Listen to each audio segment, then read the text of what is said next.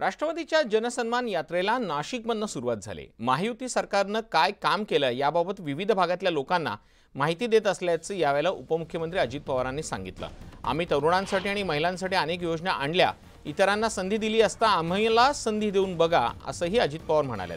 सरकारला पाठबळ दिल्यात, योजना सुरू राहतील असंही त्यांनी म्हटलंय। ये बड़ा एक चुनावी जुमला है, हे तात्पुरतं आहे। मी माऊलींनी तुम्हाला सांगतो, तुमच्या ह्या सगळ्या मार्फत महाराष्ट्रातल्या जनतेला सांगतो, हे तात्पुरतं नाही। महायुतीचं सरकार पुन्हा त्या ठिकाणी आणण्याच्या करता तुम्ही आम्हाला पाठबळ द्या, आशीर्वाद द्या, तुम्ही आम्हाला सहकार्य करा। कायम पुढे 5 वर्ष तुमची योजना चालेल, हा अजितदादाचा वाद आहे। विरोधकांनी काही वेडवाकडे आमच्याबद्दल बोलले, आम्हाला किती शिव्या द्या, ते काही खोटं बोलत असले तरी त्या लोकांच्या मध्ये आणि आमच्यामध्ये फरक आहे। ते राजकारण करतात, आम्ही काम करणारे आहोत, पहाटेपासून काम करणारी माणसं आहोत।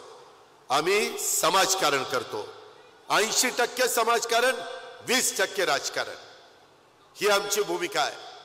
त्याकरता दिंडोरीकरांनी, नाशिककरांनी आम्हाला आशीर्वाद द्यावेत, आम्हाला पाठिंबा द्यावा।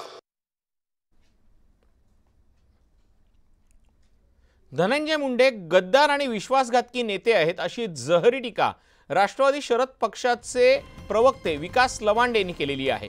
बीड जिल्ह्यातल्या अनेक प्रश्न धनंजय मुंडेंना सोडवता आले असते, मात्र त्यांनी ते सोडवले नाहीत। फक्त त्यांनी मंत्रिपद भूषवली, पण शरद पवार साहेब आणि महाविकास आघाडीनं परळी विधानसभा मतदारसंघातला आमदार बदलायचे असं ठरवलंय।